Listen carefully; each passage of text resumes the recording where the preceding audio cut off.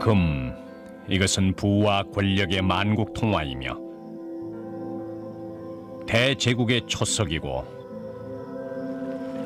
역사의 흐름을 바꿔놓은 귀금속이다. 금과 화폐의 역사는 5대륙에 걸친 6,000년의 방대한 대서사시다. 베네치아 대운하에서부터 캘리포니아의 금광까지, 아시아의 무역 항로에서부터 월스트리트의 증권 거래소에 이르기까지 인류 문명사에 버금가는 수많은 얘기를 남겼다. 기원전 3000년경부터 금은 화폐의 역할을 했다. 그러나 고대 세계에서 화폐의 개념은 여전히 미숙한 상태였다. 상품과 서비스에 대한 대금은 향료나 음식, 가축처럼 가치 있는 물건들로 물물 교환을 했다. 그러나 수천 년 동안 성행한 거래 방식이었지만 물물 교환에는 한계가 있었다. 일일이 멀리까지 가축을 들고 다닐 수도 없는 노릇이었고 더 나은 방법이 필요했다. 그 해결책은 기원전 600년경 리디아의 수도 사디스에서 등장했다. 리디아는 부유한 고대 왕국이었다. 세 개의 대륙이 교차하는 곳에 위치한 사디스는 물물 교환을 하기 위해서 부피 큰 물건들을 싣고 이곳을 지나는 상인들과 군인들로 항상 넘쳐났다. 전쟁터로 향하는 군인들한테 부피가 크고 무거운 물건으로 금료를 지불할 수는 없었죠. 그래서 금전적인 가치가 있고 휴대하기 편한 것이 필요했습니다. 그 해답은 사디스로 흘러들어오는 팩툴러스 강에 있었다. 바로 주위의 산에서 씻겨져 내려온 사금이었다. 기원전 550년경 마이다스의 손을 가졌다는 전설적인 리디아의 크로이소스 왕이 금화를 만들자는 아이디어를 생각해냈습니다. 왕은 화폐를 주조했고 또 화폐의 가치를 매기기도 했습니다. 왕이 화폐의 가치를 보장해 주었죠. 왕은 이것으로 양가죽 10장을 살 수 없으면 나한테 와라. 내가 양가죽 10장을 주겠다. 뭐 이런 식으로 화폐의 가치를 정했습니다. 이 작은 노란 금속이 역사의 흐름을 바꿔놓았다. 화폐를 주고받는 것이 훨씬 더 효과적인 방법이었죠. 화약을 살 때도 낙타 2마리와 교환하는 것보다 효과적이었고 거래 대금을 지불할 때도 화폐를 이용하는 게 절차가 훨씬 더 간단했습니다. 때때로 은 같은 다른 금속으로 주화를 만들기도 했다. 그러나 금이 가장 귀중한 금속이었다. 역사상 금은 가치의 척도였습니다. 금에 관한 한 종교나 언어의 장벽도 없었고 1g의 금은 중국에서도 미국에서도 러시아에서도 또 남아프리카에서도 샌프란시스코에서도 역시 1g의 가치가 있었어요. 지중해 공통의 화폐로서 사디스의 금화는 역사적으로 동양과 서양을 연결해 주었다. 사디스의 금화는 아시아에서 고급 실크와 향료를 들여올 때 사용된 최초의 화폐였다. 금은 무게나 부피에 비해서 가치가 매우 높았습니다. 주머니 속에 아주 작은 양의 금화만 갖고 다녀도 높은 값어치를 할 수 있었기 때문에 금은 아주 효과적인 화폐였고 따라서 금화는 수천 년 동안 화폐의 역할을 톡톡히 해냈습니다. 이 간단한 거래의 형태가 2500년 동안 국제무역의 기본 형태로 자리 잡았으며 현대 경제의 초석이 됐다. 주화 주조 기술이 유럽과 아시아에 널리 퍼졌고 이제 금화가 주화의 일반 형태로 자리매김했다. 알렉산더 대왕은 군인들에게 금화를 지불했고 로마는 금으로 역사상 가장 거대한 제국을 건설했다. 로마에 사는 어떤 사람이 다른 지방의 사람과 거래를 할 때 이 마을에서 저 마을로 금이 옮겨졌고 굉장한 양의 거래가 이루어지는 동안에도 금이 가치 척도의 역할을 했어요. 금으로 지불된 계약은 불변의 계약이었고 그렇게 해서 금은 국제적인 거래에서 널리 쓰이게 됐어요. 금이 돈으로 사용되면서 금은 문명의 근간이 됐고 476년 서로마 제국의 멸망과 함께 금광도 생산을 멈추었다. 금이 없었다면 오늘날 서부 유럽의 성장을 재촉했던 무역도 함께 사라졌을 것이다. 로마 제국이 쇠퇴하자 제일 먼저 금 공급이 뚝 끊겼고 세계는 다시 소량의 금만 생산되던 천년 전의 상태로 되돌아갔어요. 그러나 금화가 처음 주조됐던 곳에서 멀지 않은 지중해의 동로마 제국, 즉 비잔틴 제국이 기독교라고 하는 새로운 종교와 함께 금화를 바탕으로 번성했다. 4세기 초 비잔틴 제국의 황제 콘스탄티누스는 700년 동안 변하지 않고 통용된 금화를 만들었다. 비잔트 금화는 세계에서 가장 널리 통용된 화폐였고 역사상 가장 오랫동안 사용된 화폐였다. 비잔틴 제국의 수도였던 콘스탄티노플은 오늘날 이스탄불이다. 이곳은 사디스처럼 세계적으로 널리 알려진 무역의 중심지였다. 콘스탄티노플은 북부 유럽과 러시아, 유럽 남동부의 대초원지대와 지중해, 그러니까 유럽과 아시아를 잇는 완벽한 교차로에 위치했습니다. 10세기경 100만 명의 사람들이 이곳에 살았는데 그 정도면 전성기 때의 로마 인구와 맞먹는다. 콘스탄티노플은 거리마다 넘쳐나는 상인들로 점차 부유해졌고 황제들은 황금색 둥근 지붕에 화려한 궁전을 지어 부를 과시했다. 그러나 콘스탄티노플의 화려한 성공은 도전을 받게 된다. 막강한 경쟁자가 동방무역에 뛰어든 것이다. 중세 암흑기 동안 이탈리아 북부 아드리아 해안의 지리적 요충지에 로마 제국의 잿더미로부터 다시 일어난 한 도시가 크게 번창했다. 지중해 연안 지역은 오래전부터 무역의 요충지로 널리 알려져 있었습니다. 특히 베네치아가 바로 그 중심이었죠. 동방과 중국과 서방을 잇는 무역의 거점이었습니다. 또한 당시 문명이 발달했던 북아프리카와 모든 무역을 독점했습니다. 다른 국가들이 정복을 통해서 팽창하는 동안 베네치아인들은 상업을 기반으로 왕국을 세웠다. 1104년 베네치아는 조선업을 시작으로 획기적인 발전을 이루었습니다. 조선업은 베네치아의 대표적인 산업이 됐고 베네치아의 토대가 됐죠. 조립 라인의 선구자였던 베네치아는 지중해에서 조선업계의 중심이 됐다. 유럽 최대의 공장이었던 베네치아는 세계 최대의 선박을 건조했다. 베네치아의 상인들은 세계 모든 항구에 배를 대고 동방의 비단과 향료 무역으로 엄청난 부를 쌓았다. 지금 우리식으로 말한다면은 베네치아의 무역 수지는 언제나 흑자였습니다. 다시 말해서 당시 베네치아는 수입보다 수출이 훨씬 많았지요. 그 결과 많은 양의 금을 축적할 수가 있었습니다. 유럽의 대제와 황제들은 모두 빚쟁이들이었습니다. 거의 모두 베네치아와 피렌체 사람들한테 엄청난 빚을 지고 있었지요. 프랑스 기사들이 주축이 된 네 번째 십자군 원정 때 그들은 베네치아인들의 하수인 노릇을 했다. 1202년 베네치아에 모두 모였던 십자군들은 약속된 돈을 베네치아에 지불할 수가 없었습니다.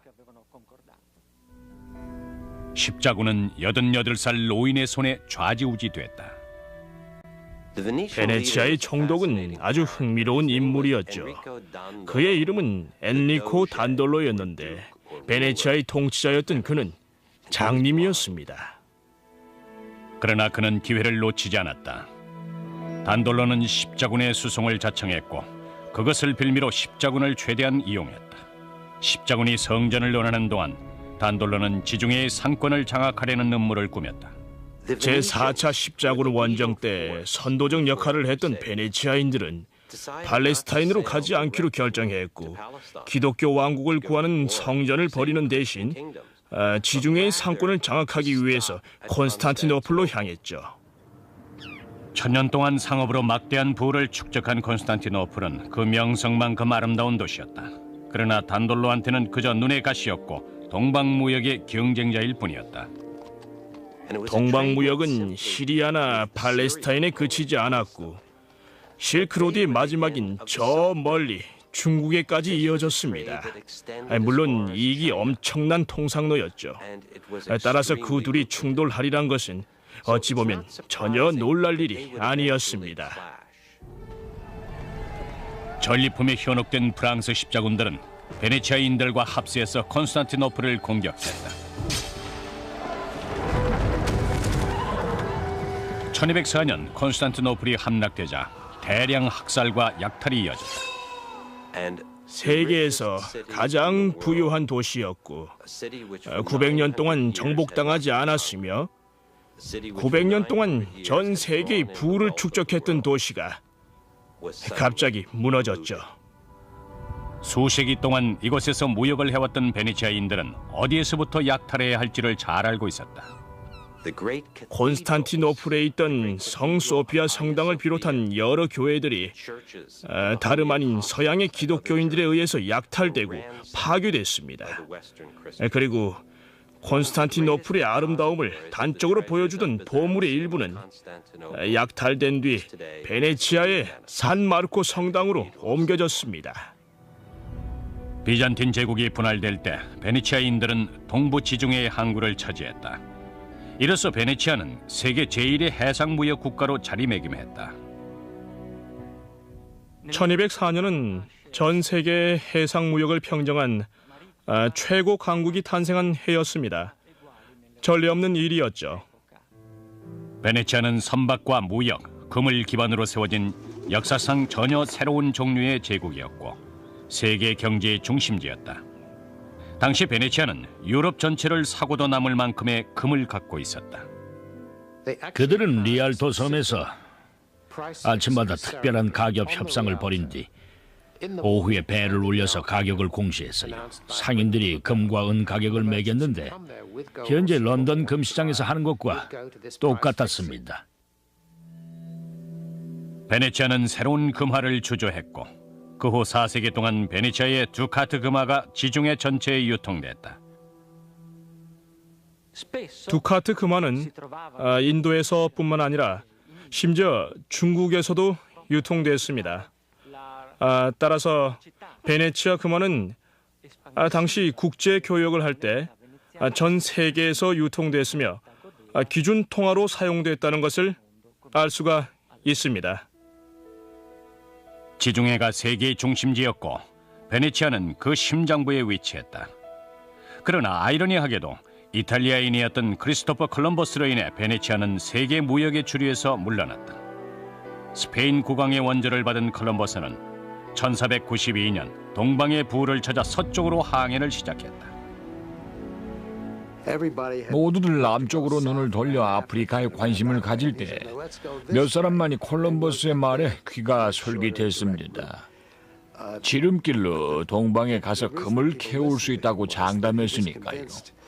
콜럼버스는 누구든 자기를 후원하는 사람은 앞으로 세계를 지배할 것이라고 장담했습니다. 콜럼버스가 동방에 이르지는 못했지만 그가 발견한 신세계에는 스페인이 세계 패권을 차지할 만큼 많은 양의 금이 있었다. 그러나 스페인의 전성시대도 영원하지 못했다. 16세기 말에 세계 무역에서 주도적인 역할을 했던 다른 나라들이 스페인으로부터 세계 지배권을 넘겨받았습니다. 특히 북유럽의 네덜란드와 200~300여 년간 대영 제국으로 군림했던 영국이 대표적이었죠. 대서양이 세계의 중심으로 떠오르자 베네치아에서처럼 대서양 연안을 따라 제국이 형성됐다. 런던에서 새로운 무역상들이 출현했고 새로운 금시장과 금화가 생겨났다. 베네치아 금화가 세계 시장에서 널리 쓰였던 것처럼 영국의 금화가 1700년대부터 1900년대까지 국제 통화의 역할을 하면서 전 세계에서 유통됐습니다. 그러나 신대륙에서 혁명적인 역사의 새로운 장이 열렸다. 19세기 초 신생 독립국인 미국은 성장의 고통을 앓고 있었고 이제 경제는 더 이상 화폐 없이 발전할 수 없었다. 1800년대 미국은 후진국이었습니다. 그 말은 바로 상품 수출보다 상품 수입이 크게 앞선다는 걸 의미했죠. 그 결과 금화를 만들어야 할 금도 또 만들어 놓은 금화도 지불 대금으로 거의 빠져나갔고 미국에 남아있던 금화도 거의 없었습니다. 결국 미국의 은행들은 지폐라고 하는 혁명적인 해결책을 내놓았다. 은행은 은행권을 발행해서 돈을 빌려줬습니다. 은행마다 각각의 지폐를 발행했죠. 공채를 발행하듯 찍어낸 은행권이 시중에 유통됐고 은행권은 언제든지 금으로 상환될 수 있었습니다. 미국은 독립전쟁 당시 최초로 지폐를 발행했다. 그러나 정부가 발행한 불안 지폐들은 가치 하락이 불가피했다. 은행에서 발행한 새로운 지폐는 언제든 금으로 상환할 수 있었다. 남북전쟁 전 수십 년 동안 미국에서 은행권이 널리 사용됐다. 남북 전쟁 전 이민자들의 물결은 끊이지 않았고 경제는 빠르게 성장을 했죠. 금과 은의 공급은 필요 이상으로 넘쳐났고 은행들은 지폐의 공급을 늘렸습니다. 문제는 은행들이 너무 많은 지폐를 발행했다는 데 있었다. 유통되는 지폐의 액면가가 금으로 상환될 수 있는 가치를 훨씬 초과했다. 본질적으로 당시 미국의 화폐 체계는 사기나 마찬가지였습니다. 실제로 그렇게 많은 양의 금과 은은 존재하지도 않았죠. 은행들은 금 보유고의 2~3배 되는 비율로 은행권을 찍어댔고 지불 능력도 안 되면서 은행권을 마구 남발했습니다. 은행권을 소유한 모든 사람들이 금으로 상환해달라고 하는 날엔 은행은 파산할 것이 틀림없었다. 1830년대 수백 개에 달하는 은행의 상황은 비슷했다. 그리고 1848년 미국 경제는 돌파구를 찾았다. 캘리포니아 금광이 미국을 세계 경제 중심지로 만들었다고 해도 과언이 아닙니다. 캘리포니아 금광은 미국 경제에 활력을 불어넣었다. 이 배가 당시 금수송을 맡았던 선박이다. 한 달에 2번씩 총 43번 센트럴 아메리카호는 캘리포니아의 금을 뉴욕으로 실어 날랐다. 1857년 여름 월스트리트는 44번째 금수송선을 초조하게 기다리고 있었다. 당시 미국 경제도 오늘날과 비슷해서 호황도 있었고 불황도 있었죠. 그해 여름 7, 8월에 돈이 잘 돌지 않아서 파산하는 은행도 있었습니다. 샌프란시스코에서 많은 양의 금이 오기로 돼 있었는데 사람들은 금이 금융시장의 중심인 뉴욕으로 들어오게 되면 시장이 다시 활력을 되찾으리라고 기대했죠. 21톤의 금을 싣고 500명의 승객을 태운 센트럴 아메리카호는 뉴욕으로 향했고 승객의 대부분은 애써 번 금을 싣고 집으로 가는 중이었다. 9월 12일 밤 캐롤라이나주에서 250km쯤 떨어진 곳에서 센트럴 아메리카호는 허리케인을 만났다. 사흘 동안 세차게 퍼붓는 비속을 헤매다가 파도 때문에 옴짝달싹 못하게 된 센트럴 아메리카호는 결국 기관실에 물이 차고 모든 것이 정지해버렸다. 희망을 잃은 승객들은 배도 금도 모두 포기했다. 마지막 순간엔 그 귀한 금도 아무런 소용이 없었습니다. 사람들은 갑판에 서서 금을 모두 던져버렸습니다. 금은 무겁고 일단 물에 빠지고 나면 아무런 소용이 없었으니까요. 배가 물에 잠기면 사실 그 무게 때문에 금부터 처분해야 했습니다. 센트럴 아메리카호가 수백만 달러에 달하는 금과 함께 침몰해버리면 공황이 일어날 게 틀림없었고 심각한 불경기는 불보듯 뻔했죠. 그 정도 금이라면 동부의 여러 은행들을 파산시키고도 남았습니다. 침몰 사고로 1857년의 공황은 깊어만 갔습니다. 당시 경제 불황은 당분간 계속됐죠. 미국 경제의 활력소였던 캘리포니아 금이 모조리 사라져버렸으니까요. 한 나라의 경제가 오직 금에 의존하는 한 금은 나라 전체를 파멸로 이끌 우려가 있었다. 1861년 4월 12일 단 한 발의 포탄이 미국을 남북 전쟁의 포화 속으로 몰아넣었고 화폐 부족으로 인한 경제 공황은 나아질 기미가 보이지 않았다. 남북 전쟁 전에 미국에서 실제로 사용된 대부분의 돈은 은행에서 발행한 갖가지 은행권이었죠. 남북 전쟁이 일어났을 때 이미 미국엔 수천 가지의 은행권이 통용됐고 지갑엔 갖가지 은행권으로 가득 찼습니다. 신시내티 주립은행에서 발행된 것, 또 뉴욕에 있는 밀러스 무역은행에서 발행된 것들을 비롯해서 셀 수 없이 많은 은행권들이 유통이 됐습니다. 전쟁이 일어나기 전엔 은행권을 가지고 가면 은행에서 금화로 상환할 수 있었다. 연방 정부는 엄청난 전쟁을 치르고 있었죠. 1861년 당시만 해도 전쟁은 끝이 없을 것 같았고 전쟁 비용도 늘어만 갔습니다. 전쟁 비용을 지불하기 위해서 정부는 각 은행으로부터 금을 빌렸기 때문에 은행은 충분한 금을 확보할 수 없었다. 그 결과 심각한 위기 상황이 발생하게 됐죠. 은행이 금으로 상환하는 것을 정지했기 때문에 은행권은 무용지물이 되어버렸습니다. 남북 전쟁 동안 충분한 금을 보유하지 못했던 미국 경제는 곤두박질쳤다. 그러나 뉴욕의 알브리지 스펄딩 국회의원이 혁명적인 해결책을 제시했다. 은행가 출신의 국회의원이었던 그는 그린백이라고 불리는 정부 발행 지폐를 만들자고 제안을 했습니다. 은행권과 달리 그린백은 금으로 상환되지 않았다.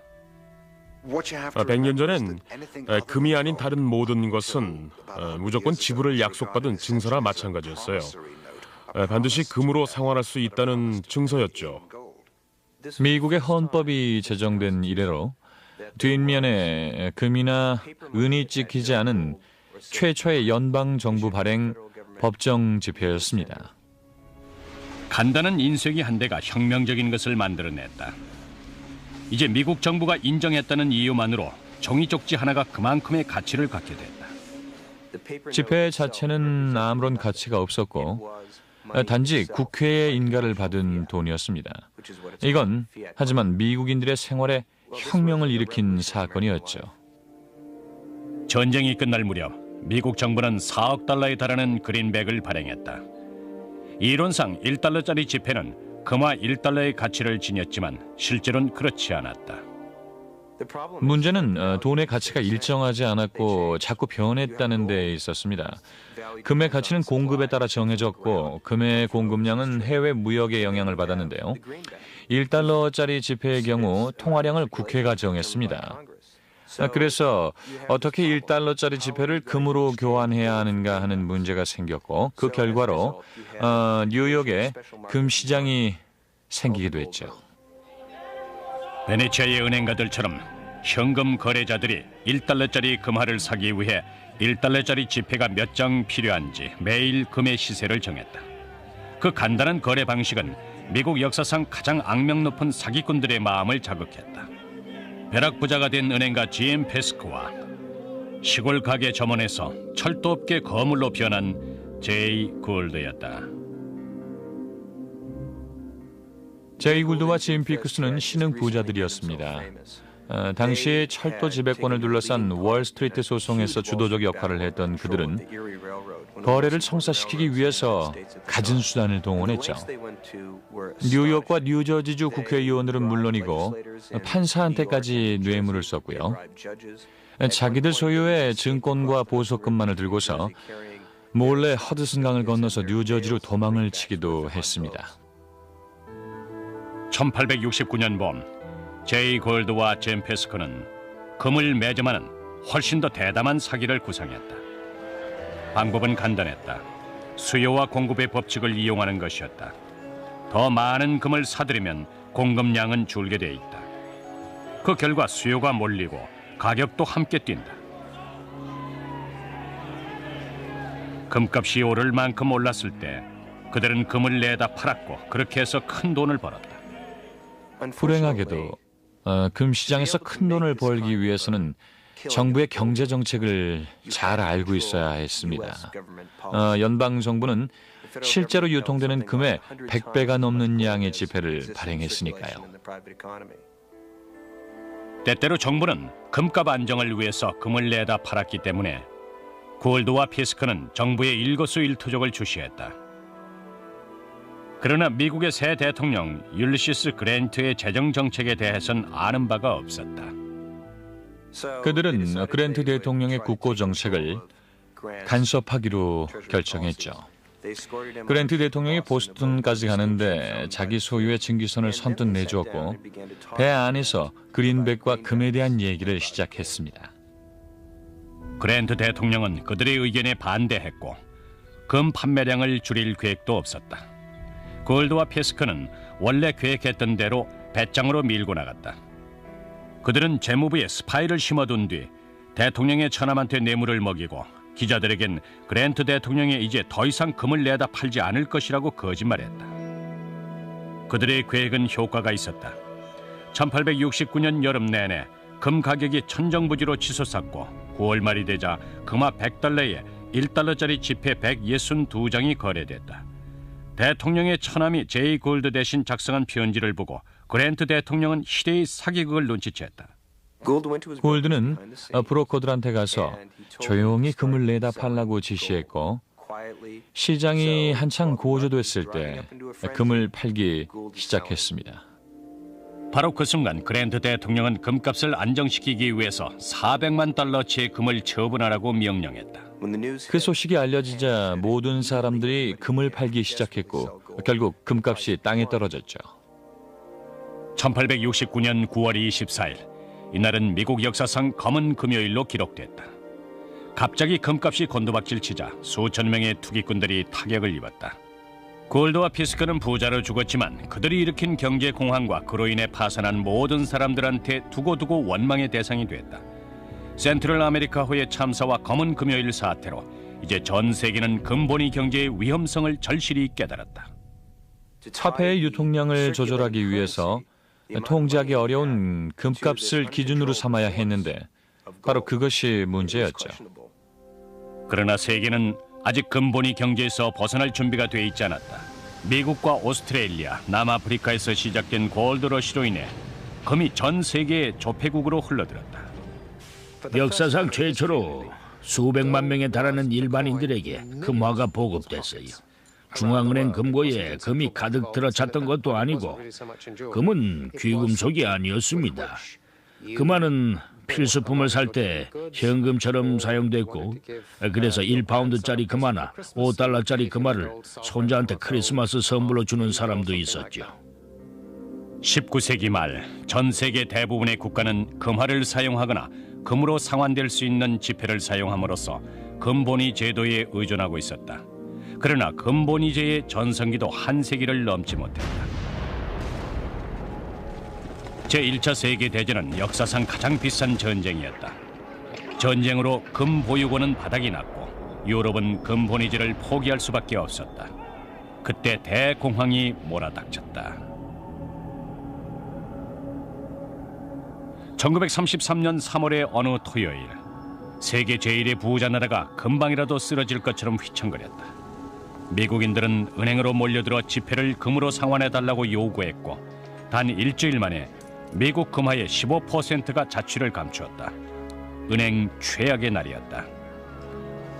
예금주들이 한꺼번에 돈을 인출해갔다.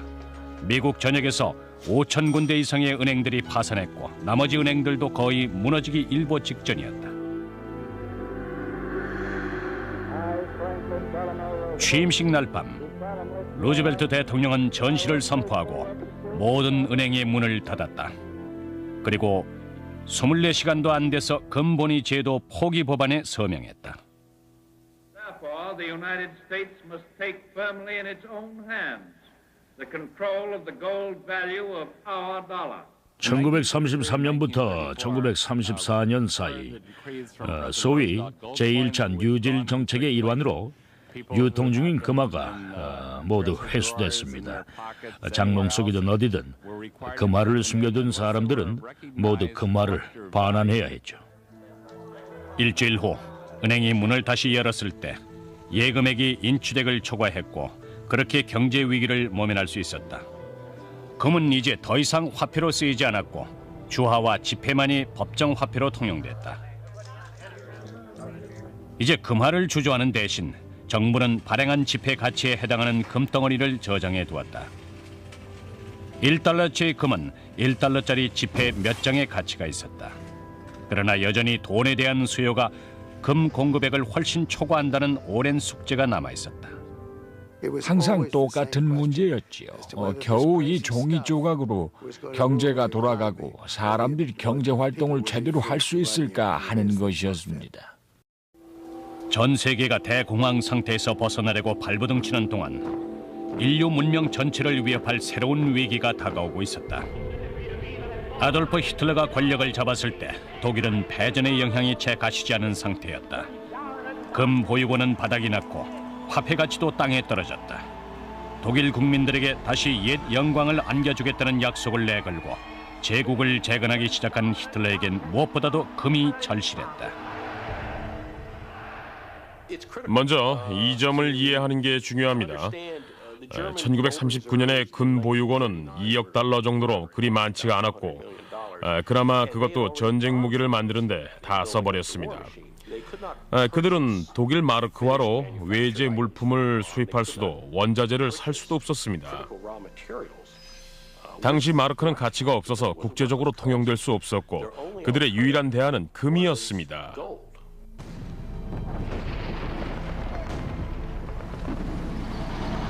독일군은 유럽 전체를 휩쓸면서 각 나라의 금 보유고부터 약탈했다. 1938년 체코슬로바키아에서 3천만 달러, 1939년 폴란드에선 8,500만 달러어치의 금화를 몰수했다. 1938년 오스트리아를 합병하면서부터 금을 몰수하기 시작했습니다.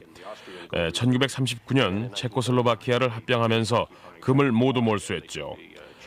독일은 전쟁 초기부터 한 나라를 점령할 때마다 금을 탈취했습니다.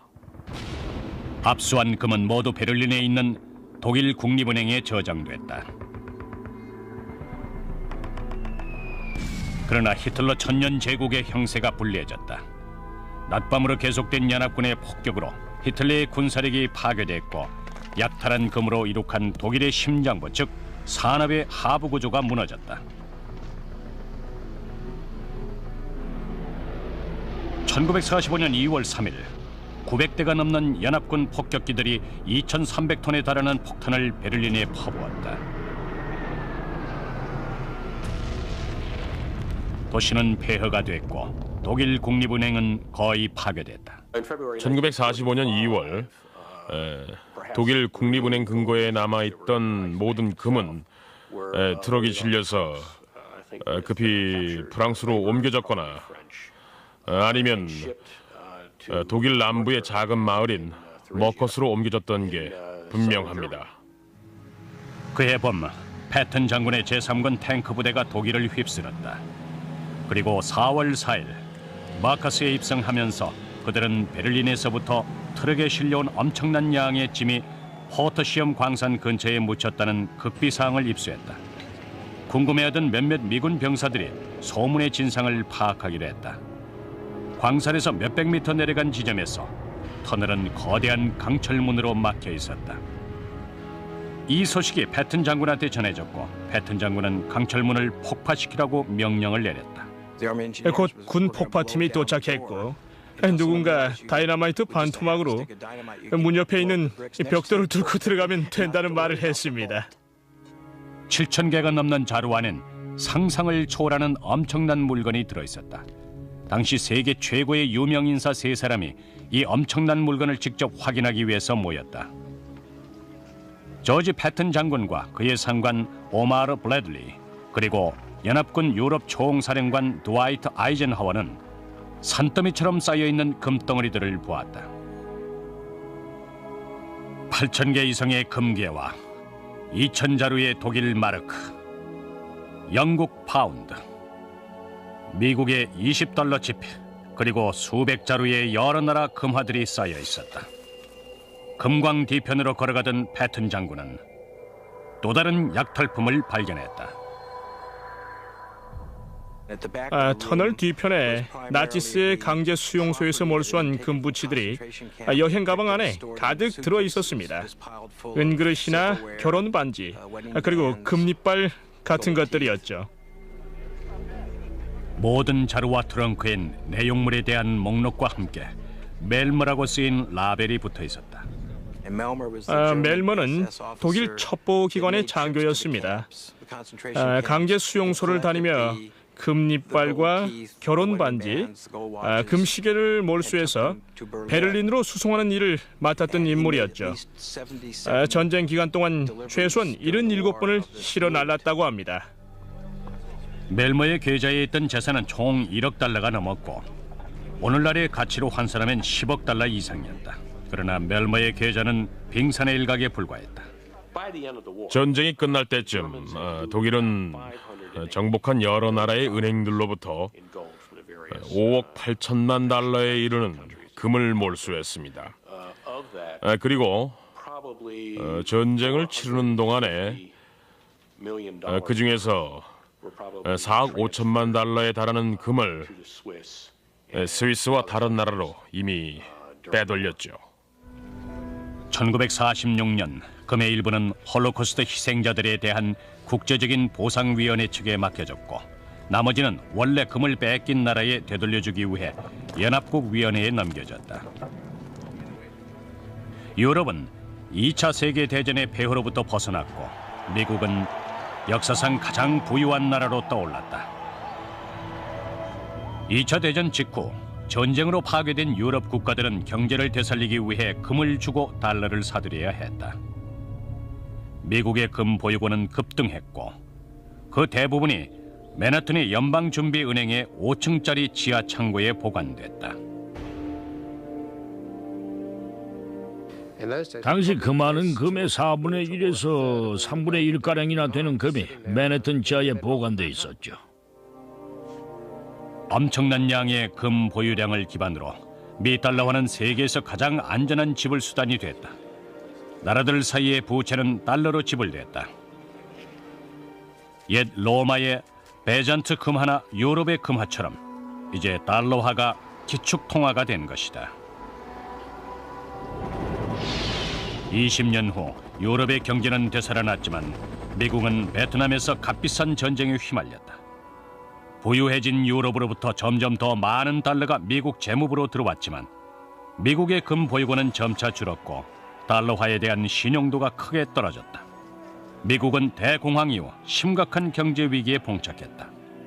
닉슨 대통령은 결단을 내렸고 이제 달러와 금의 교환이 정지됐다. 루즈벨트 대통령 때 시작된 것이 닉슨 대통령 때에 와서 끝난 것이다. 화폐와 금의 연동은 영원히 끊어졌고 이제 신용보다 더 중요한 것은 없었다. 일단 닉슨 대통령이 화폐와 금의 연동을 끊어버리자 미국은 그 어느 때보다 경제 정책을 결정하는데도 훨씬 자유로워졌죠. 단지 서명 하나로 2000년 전 리디아에서 시작된 경제의 거대한 중심축이 무너졌다. 오늘날 지폐는 점차 무용지물이 되고 있다.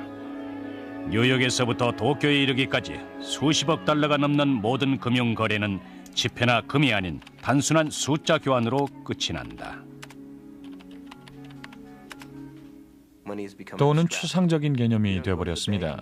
누구도 은행에 가서 내 돈 좀 보자고 안 하죠. 은행에선 통장에 숫자만 인쇄해주거나 자동화기를 통해 잔액이 이 정도라고 보여주기만 할 뿐입니다.